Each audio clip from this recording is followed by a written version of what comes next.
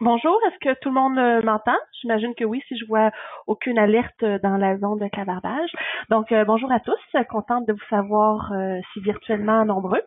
D'abord, je voudrais dire un énorme merci à Action Rebut et plus particulièrement à Anne Le Goff pour toute l'organisation du webinaire et de nous offrir l'opportunité de vous présenter un aperçu des outils qu'offre l'écologie industrielle. Donc, next.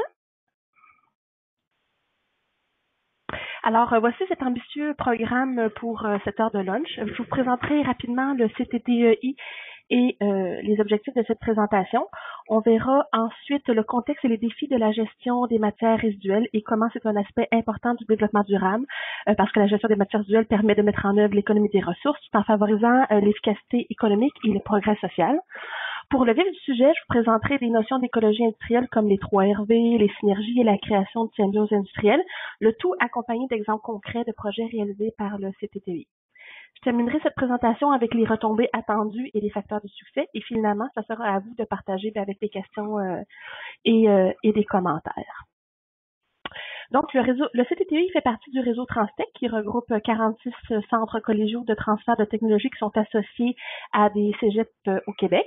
Chacun possède un créneau d'expertise et travaille en recherche appliquée. Ici, au CTTI, on est situé à Sorel-Tracy et on est spécialisé en écologie industrielle. À travers nos activités de recherche, de développement et d'innovation, notre mission est d'accroître la performance des entreprises et des collectivités, notamment par des projets de mise en valeur des résidus, de développement d'écoproduits à contenu recyclé et de symbiose industrielle. On a travaillé par exemple sur des résidus de peinture, du maïs, des moules impropres à la consommation et des élastomères, du caoutchouc. Alors, pourquoi cette présentation dans le cadre de la semaine québécoise de réduction des déchets? Parce que l'écologie industrielle, elle offre des outils concrets pour réduire la quantité de matières résiduelles et favoriser leur mise en valeur, et c'est ce que je vais tenter de vous exposer ce midi. C'est aussi une façon de réduire en amont la consommation des ressources et favoriser l'application de la hiérarchie des 3 RV.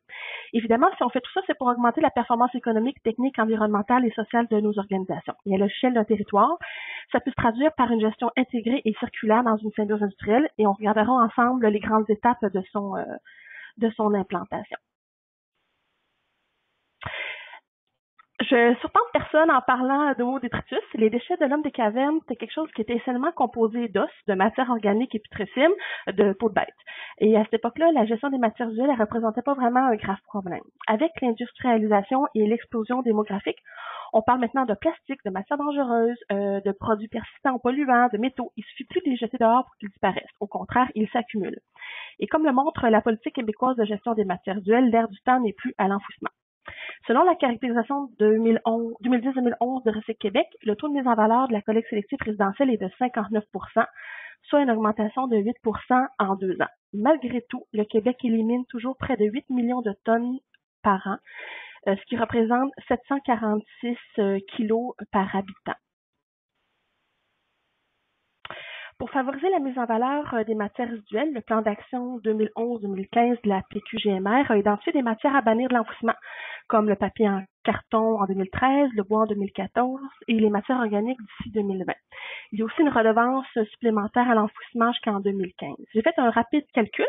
À partir des matières éliminées par les secteurs industrie, commerce et institutions et construction, rénovation, démolition, ça représente 2 753 000 tonnes enfouies à 50 $ la tonne plus 11 $ de redevance. Ça représente près de 170 millions de tonnes enfouies seulement en 2011. Alors, dans notre contexte, on veut rendre l'enfouissement de moins en moins compétitif. Il y a aussi la sensibilité du public pour le développement durable et les différentes sources de gaspillage. Puis, on remarque aussi que le marché est plus ouvert aux produits à contenu recyclé et les consommateurs cherchent à en savoir plus sur l'empreinte écologique de ce qu'ils achètent. Malgré toutes ces bonnes intentions-là, la gestion des matières résiduelles et sa durabilité, elle rencontre des défis. D'abord, la réglementation, elle est peu restrictive et le coût de l'enfouissement reste relativement faible dans la plupart des régions du Québec. Certains gisements de matières résiduelles sont dispersés, faibles ou difficiles à récupérer, comme les terres rares ou certains plastiques émergents. Le rôle des différents intervenants doit aussi être précisé dans une optique de gestion intégrée, comme les consommateurs, les générateurs, les recycleurs, les conditionneurs ou encore les acheteurs d'ici ou d'ailleurs. On se rend compte que plusieurs parties sont impliquées et que leurs intérêts divergent. Pour les entreprises, ça peut représenter une remise en question des pratiques et inévitablement une certaine résistance au changement où il y a des craintes qui se mêlent aux impératifs de la concurrence et le secret industriel. Souvent, le motif qui va être invoqué, ça va être le manque de ressources, d'où l'importance de démontrer clairement les gains que peut apporter l'écologie industrielle, par exemple, en revenus ou en coûts non dépensés. C'est quoi l'écologie industrielle? C'est un ensemble d'outils pour optimiser l'utilisation des ressources dans une perspective du berceau au berceau ou de bouclage des flux, à l'image des écosystèmes naturels qui évoluent dans un certain équilibre entre ce qui est consommé, éliminé puis recyclé. L'écologie industrielle, elle applique ce concept-là au système industriel, par exemple. Elle va pousser la métaphore jusqu'à parler de métabolisme industriel pour décrire les intrants et les extrants dans un procédé de fabrication. C'est une approche qui est multidisciplinaire, qui regroupe par exemple les technologies et procédés propres, l'analyse du cycle de vie, l'éco-conception, la chimie verte et les symbioses industrielles. Pourquoi on fait tout ça? Parce qu'on veut allonger le cycle de vie des ressources, se rendre moins dépendant de l'extraction, réduire l'utilisation de produits dangereux et faire plus avec moins.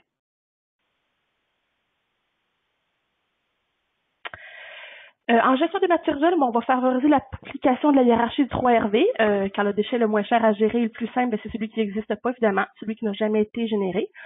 C'est pas une hiérarchie qui va s'appliquer de façon impérative parce qu'il y a des paramètres comme le coût, la distance, la faisabilité technique qui vont souvent influencer le mode de sélection, le mode de gestion qui va être sélectionné. Donc, je vais prendre quelques minutes pour regarder avec vous les 3RV. Donc, réduction à la source, pour réduire, on pourra substituer un pourcentage de matière par une autre moins impactante ou carrément réduire la masse de matière nécessaire pour assurer un même usage ou de produit ou de service. Pour le réemploi, nos grands-mères avaient bien compris le principe. Réemployer, ça permet d'allonger le cycle de vie des ressources, de faire des économies. Certains produits plus durables vont coûter plus cher à l'achat, mais vont durer plus longtemps. Pour ce qui est du recyclage, ça comprend le recyclage des matières, mais aussi le compostage. Par exemple, les matières qu'on achemine à la collecte sélective, sont triées, conditionnées, broyées et recyclées dans des nouvelles chaînes de production. Pour ce qui est de la valorisation énergétique, on brise les liaisons chimiques, puis la matière organique pour en récupérer l'énergie. Finalement, il y a l'élimination, enfouissement ou incinération, puis ici, il n'y a essentiellement pas de mise en valeur. Je vais vous donner quelques exemples concrets d'applications d'écologie industrielle. D'abord, un projet sur lequel on a travaillé d'appât alternatif. Alors, dans le secteur de la pêche au mort, il faut environ 1,9 kg de poissons pour pêcher 1 kg de mort. Certains y verront un non-sens. Parallèlement, un secteur de l'industrie de la pêche génère plus de 10 000 tonnes par an de résidus à mettre en valeur, des viscères de maquereaux, des moules déclassés, des carapaces de crevettes. Dans ce projet, on a développé un appât alternatif composé de ces sous-produits. Ce ne sont pas des déchets, mais des molécules attractives pour les homards. Avec plus de 145 000 investis, les appâts sont en développement. Les avantages potentiels sont d'éviter la surpêche d'espèces pour empêcher d'autres, de réduire l'enfouissement des résidus et des nuisances associées et de réduire les coûts de production.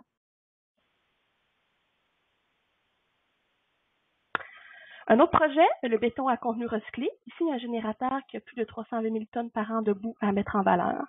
Après analyse et caractérisation du résidu, ces matières se sont révélées posséder des propriétés cimentaires. Et qui dit ciment dit béton.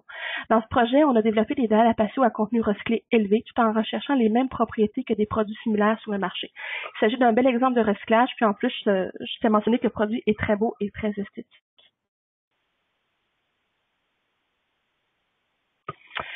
Le recyclage de styrène minier, c'est aussi un autre cas à succès. Ici, c'est 300 000 tonnes par an de sous-produits qui sont transformés en sable de filtration pour piscine et pour le sablage au jet. On a un investissement initial de 72 000 $. Ces deux produits-là sont commercialisés et représentent aujourd'hui 20 % du chiffre d'affaires du transformateur.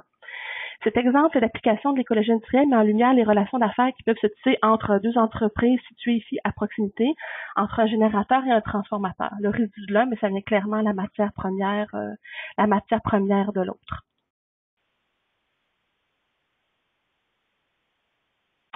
Des synergies peuvent aussi se faire entre des entreprises du secteur agricole et même chimique. Dans cet exemple-là, on a le secteur du plaquage qui génère de l'acide phosphorique et le traitement des effluents peut être coûteux pour les entreprises qui les génèrent. Ici, en transformant les résidus en matières résiduelles fertilisantes, on évite 40 000 $ par an de traitement d'effluents. Il y a plusieurs partenaires qui font partie des échanges et ça augmente les retombées sur le développement local. Dans tous ces projets-là que je viens de présenter, le rapport effort-bénéfice doit être identifié, c'est-à-dire quels sont les investissements, les efforts à fournir pour atteindre les objectifs et les bénéfices recherchés. Souvent, pour les entreprises, ça va pouvoir se traduire par des modifications progressives et des retombées positives à court terme, plutôt qu'un changement drastique et coûteux de technologie. Il existe des outils pour favoriser l'émaillage et l'échange des matières entre entreprises. Je pense notamment à la Bourse des résidus industriels du Québec, la BRIC, qui est gérée par le CTTEI. En ligne, vous pouvez faire des recherches sur des offres et des demandes. Il y aura toujours une vraie personne derrière pour vous aider à trouver ou à disposer d'une matière. Je vous invite à faire un tour sur bric.ca. Bien, je vous ai présenté quelques exemples concrets d'application de l'écologie industrielle, puis je voudrais maintenant voir avec vous le comment. Donc, chaque rejet d'une usine, que ce soit un solide, un liquide ou un gaz, c'est une perte de productivité.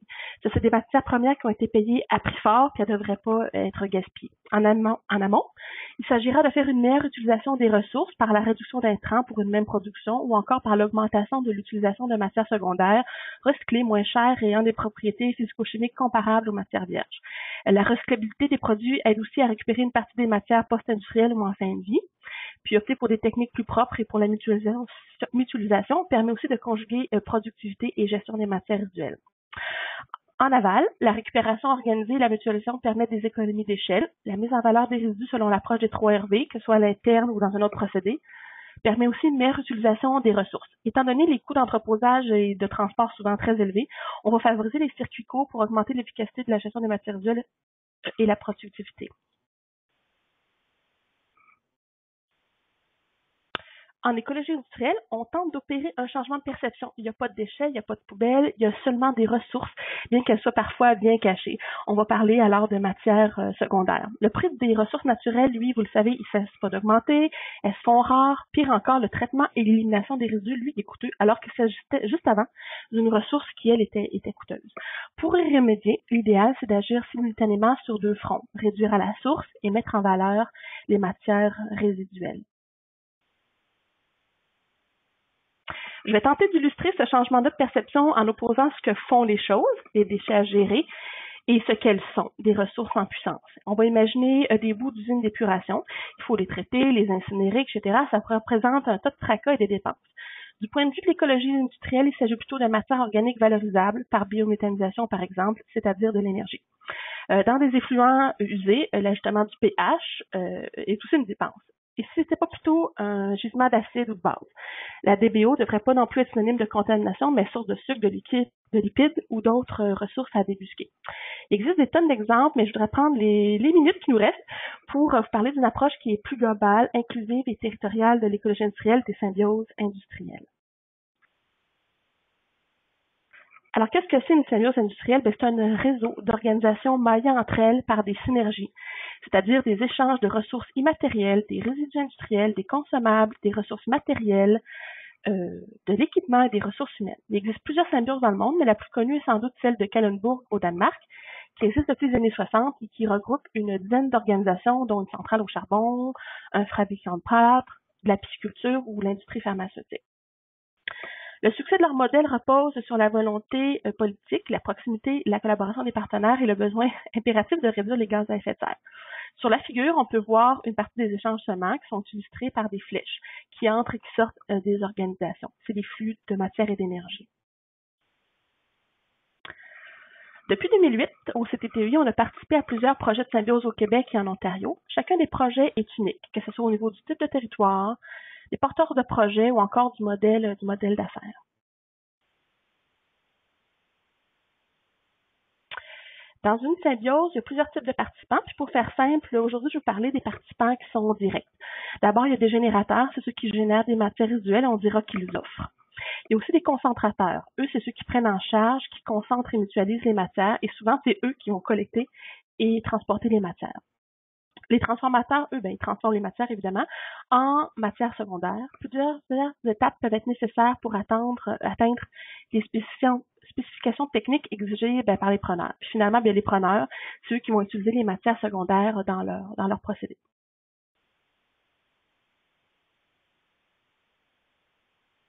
Les synergies, c'est les échanges à proprement parler. Le réemploi, le recyclage, le compostage, la valorisation peuvent être réalisés à l'interne, dans l'entreprise même, ou à l'externe. Par exemple, dans une synergie à l'interne, un fondeur va ajouter à sa production des chutes d'aluminium après les bavurages de ses pièces. Dans une synergie qui va être externe, les roteurs d'aluminium vont être utilisés par une autre entreprise, ce qui implique que le générateur doit les avoir triés, entreposés jusqu'au moment de la collecte.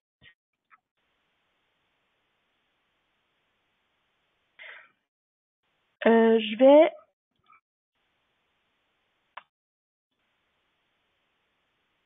Alors, qu'est-ce que c'est une substitution?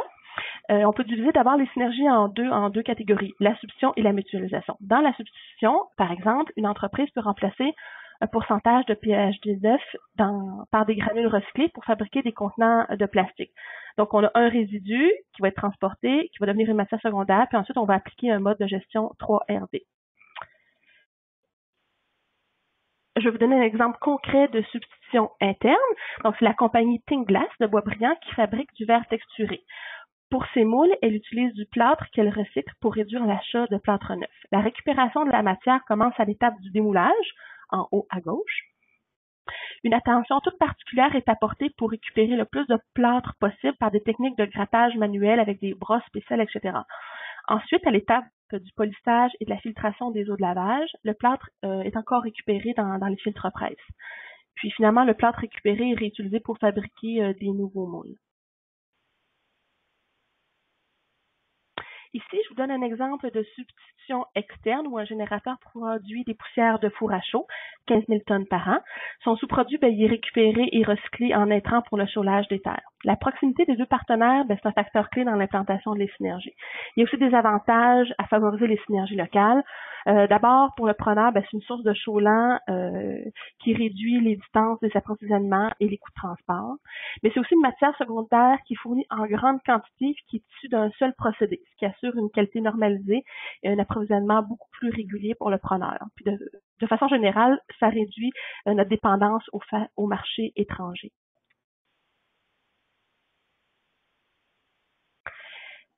La synergie de mutualisation, le deuxième type de synergie, ça implique plusieurs organisations.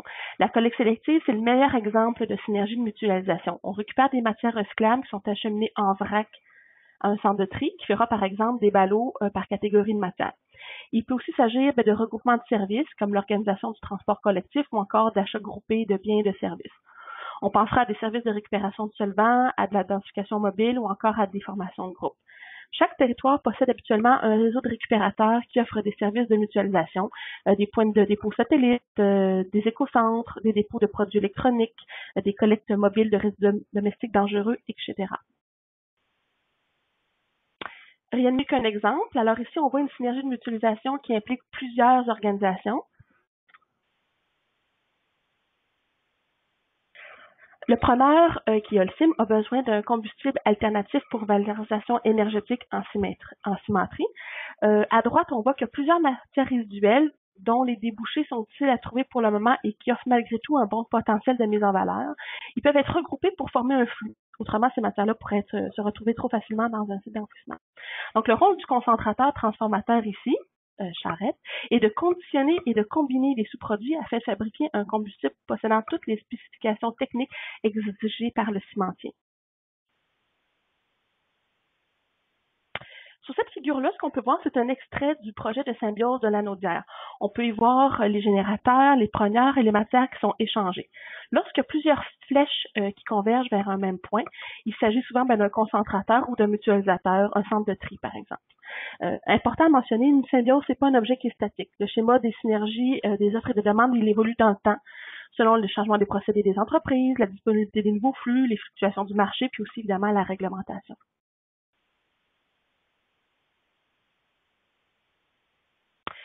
À cette étape-là, vous vous demandez sans doute comment créer une symbiose industrielle. Alors, basé sur les différents projets de symbiose auxquels on a participé, on a rédigé un guide destiné aux porteurs de projets qui sera lancé à l'automne 2013.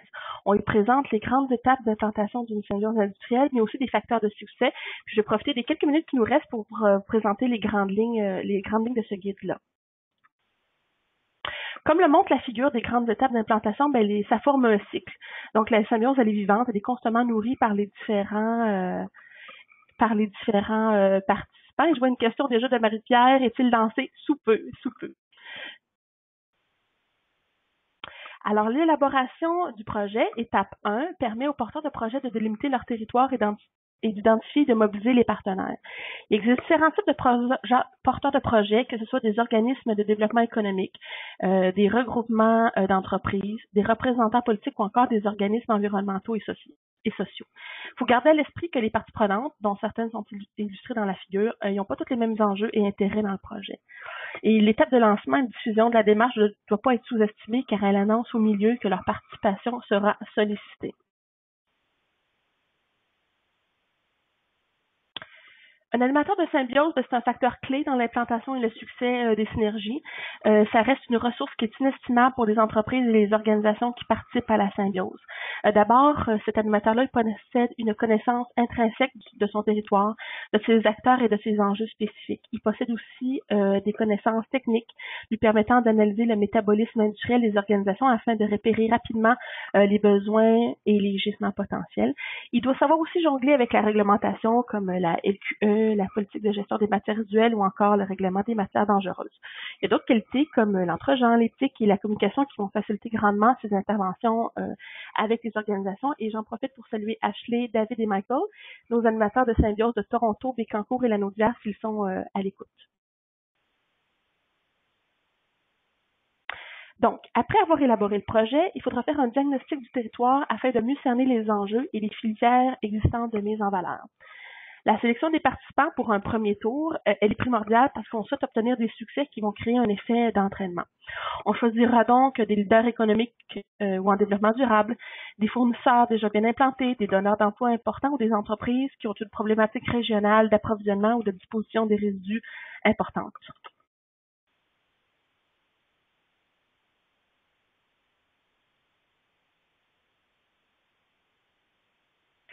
Prochaine étape, c'est celle de la collecte de données, de l'analyse des offres et des demandes et l'identification des synergies potentielles identifiées. L'animateur de symbiose, en collaboration avec l'entreprise, ils vont évaluer la faisabilité technique, économique et logistique des synergies afin d'implanter celles qui ont le potentiel le plus intéressant.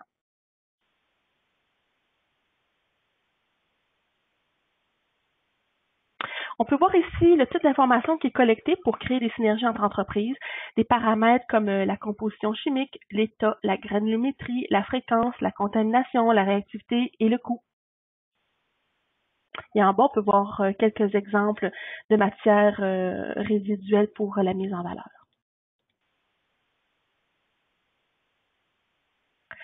Rapidement, dans les projets de symbiose, on a été submergé par le big data, c'est-à-dire une tonne d'informations à compiler, à gérer et à analyser. Parallèlement, les porteurs de projets, eux, ils désiraient avoir une vitrine web pour diffuser et partager de l'information sur leur symbiose. C'est pour ça qu'on a développé Synergie Québec, qui est une plateforme Internet qui permet aux porteurs de projets de publier de façon autonome du contenu dans un blog propre à leur projet. Synergie Québec, c'est aussi un programme informatique qui permet aux animateurs de compiler des données et de créer des maillages automatiques entre les offres et les demandes des membres de leur symbiose.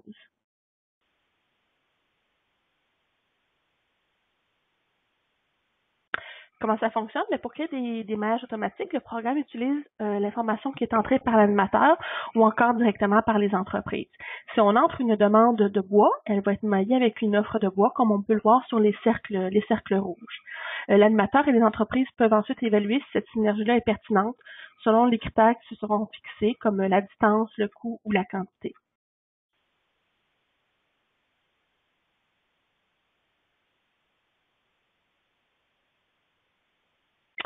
Il ne faut pas sous-estimer l'étape de mise en place et de suivi, car c'est ici que beaucoup d'énergie sera investie pour opérationnaliser les synergies identifiées précédemment. Du soutien technique peut être nécessaire pour faciliter l'implantation des synergies, caractériser les matières, faire les modifications nécessaires. Il faut parfois aussi élargir le périmètre de recherche pour répondre aux offres et aux demandes orphelines. Et surtout, il faut diffuser les résultats du projet pour solliciter plus facilement des nouvelles organisations et alimenter la symbiose en continu. Je vous donne ici quelques exemples d'indicateurs qui permettent d'évaluer les retombées de l'implantation des synergies. Pour en faire le suivi, comme dans tout processus d'amélioration continue, il faudra aller chercher l'information dans l'organisation avant et après l'implantation.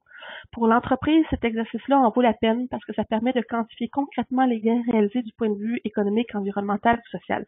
Donc, on pensera à des indicateurs comme l'économie liée au coût d'achat de matières premières, aux économies en frais d'élimination, à la quantité de déchets produits, au nombre d'amendes liées à la réglementation dans le pire des cas, ou encore au nombre de services partagés ou au nombre de formations offertes aux employés.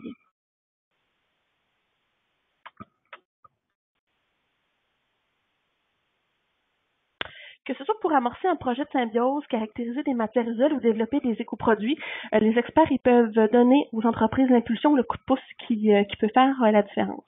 À titre d'exemple, on peut vous aider à analyser le tissu industriel, auditer les entreprises ou identifier et analyser des synergies potentielles. Pour faciliter l'implantation des synergies, on peut également développer des solutions de traitement et de décontamination des résidus, des prototypes et identifier des équipements pour l'adaptation et la mise à l'échelle. Pour certaines organisations, l'accompagnement, ça va être de calculer les gains, de faire l'inventaire des GES ou encore d'être accompagné dans un processus de certification.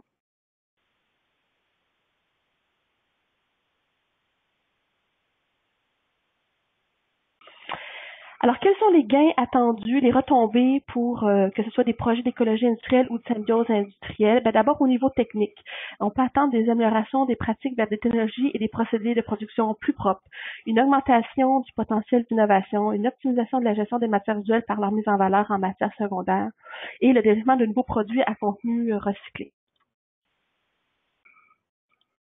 Au niveau économique, on vise la diminution des coûts de disposition et d'élimination des matières. On cherche la diminution des coûts d'approvisionnement en matières vierges. On peut augmenter des revenus, que ce soit par la vente de matières résiduelles, le développement d'une économie circulaire locale de l'approvisionnement à la production et finalement une meilleure gestion des risques et surtout des opportunités.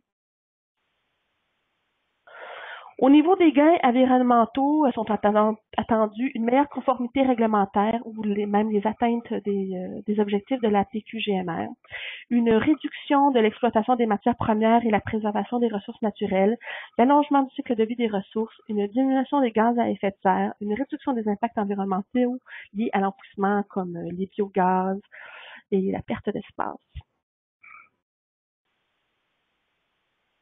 Au niveau des gains sociaux qui ne sont pas négligés, on a la création de nouveaux partenariats avec les entreprises et les organismes locaux de développement, un resserrement des liens d'affaires, la sensibilisation de la direction des employés à l'écologie industrielle et au développement durable, la bonification de l'image corporative et une gestion intégrée des matières résiduelles sur le territoire. Donc finalement, quelle est la clé de la réussite pour les projets d'écologie industrielle? D'abord, c'est la simplicité en toute chose. On propose des solutions mécaniques dans un premier temps, puis chimiques. On cherche à développer des produits fonctionnels et utiles dans l'esprit des 3 RV, tout en maximisant la recyclabilité. On va privilégier l'utilisation de ressources matérielles et humaines locales et on reste réaliste, pragmatique en proposant des projets qui sont économiquement viables. Pour les clients, cela devrait représenter un impact minimal sur leur pratique. On va agir progressivement en améliorant les façons de faire plutôt que de vouloir tout renverser d'un coup. On va viser une mise en œuvre rapide qui va être souvent réalisée par une tierce partie qui va en prendre la charge. On va démontrer les gains au préalable. On s'assure ainsi d'une meilleure écoute des entreprises et finalement, avec un investissement minimal et ou subventionné, on capte beaucoup plus facilement leur attention pour des projets d'écologie industrielle. Alors voilà, c'est ce que je voulais vous présenter ce midi. J'espère que vous y avez trouvé tout plein d'idées d'écologie industrielle pour réduire vos déchets. Je vous invite à communiquer avec nous au CTTEI pour savoir comment on peut aller plus loin dans cette optique-là. Puis maintenant, ça va être à votre tour de partager vos commentaires et vos questions. Donc on a une question de Patrice de Sherbrooke qui se demande si, si vous avez un regroupement en Estrie. Non, on n'a pas de projet de symbiose industrielle en Estrie. Par contre, je sais qu'il y a la SADC qui est déjà très active en développement durable. Ça pourrait être une façon de venir bonifier le modèle, d'ajouter ce volet de symbiose à leur projet.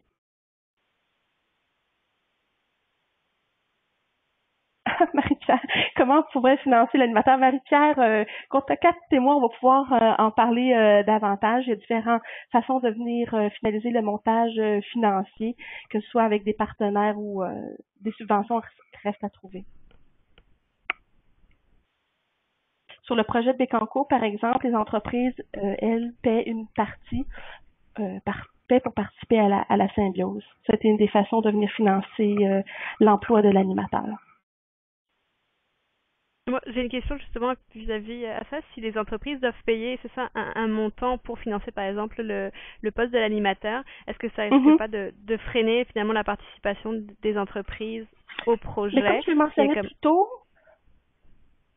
ok, excusez-moi, on parle en même temps. Comme je le mentionnais plus tôt, chacun des projets de symbiose est unique, a son propre modèle d'affaires et montage financier. Dans le projet Lanaudière, les entreprises n'ont pas eu à débourser pour participer au projet de symbiose. Donc, l'animateur ou le porteur de projet a communiqué avec les entreprises, elles fournissaient de l'information et pour elles, il n'y avait pas de coût pour participer à la symbiose. Dans le modèle de Bécancour, où là, on a un animateur qui est dédié 3 jours par semaine pour le projet seulement. Il y a un nombre plus restreint d'entreprises, une douzaine. Donc, cette fois-là, les entreprises, elles ont une contribution financière pour cet accompagnement-là. Donc, ça dépend de chacun des projets. OK. Pour ce qui est de savoir si ou non la contribution financière va venir freiner la participation des participants, je pense qu'on doit vraiment se poser la question au niveau de la démonstration des gains. Si on vous dit que grâce à un projet de symbiose, vous allez pouvoir économiser tant d'argent, tant de GES, que vous allez pouvoir réaliser tel type d'activité à valeur ajoutée, mais c'est plus facile de venir après ça demander une contribution financière. Donc, ça se joue vraiment au niveau de la démonstration des gains. OK. Donc on avait aussi une question de Monsieur Michel Cadieux qui voulait savoir si vous pouviez élaborer sur les projets en cours. Alors est-ce que Monsieur Cadieux, est-ce que c'était sur certains projets spécifiquement en cours que vous vouliez avoir plus d'informations? J'invite Monsieur Cadieux à communiquer avec moi directement pour qu'on puisse parler de plus spécifiquement de certains aspects de certains projets parce que j'ai d'une part pas la documentation avec moi, mais on pourrait regarder ensemble les différents types de projets et les modèles. On s'en reparle, pas de problème. Je voudrais répondre à Marie-Pierre concernant l'approche des entreprises. Donc, pour l'approche des entreprises, au cours des différents projets qu'on a menés, ce qu'on a remarqué, c'est que lorsqu'on approche les entreprises, il faut avoir en main, si vous voulez, d'une part, il faut avoir la démonstration des gains, mais il faut aussi avoir l'autorité de le faire. Donc, l'avantage d'avoir un animateur qui est local ou d'utiliser des ressources locales qui sont déjà connues, soit en développement local, c'est de pouvoir approcher des entreprises qu'on connaît déjà, de pouvoir leur dire, on vous offre une nouvelle flèche à votre arc, par exemple, d'identifier des synergies potentielles. D'avoir l'autorité sur les entreprises, c'est vraiment un facteur clé. Donc, dans certains projets, ce qu'on a eu, c'est une lettre signée du maire, le maire qui était connu de ces entreprises. Donc, quand les entreprises ont reçu la lettre du maire qui était signée de sa main, disons que ça aide beaucoup à la participation des entreprises, d'avoir ce type d'outil-là. Le lancement, une conférence de presse, un communiqué, de la diffusion dans les différentes dans la communauté ou dans les journaux, sur Internet, tout ça, c'est un enrobage qui fait que la réception du projet est beaucoup facilitée puis ça va mousser la participation des entreprises. Ça va avoir l'impression de participer ou de faire partie d'un projet plus global. Mais dans ce cas, si on n'a plus de questions ou de commentaires, parce que je prends aussi les commentaires, je vais remercier Anne et je lui passe le micro. Je vous remercie beaucoup. Bonne fin de journée.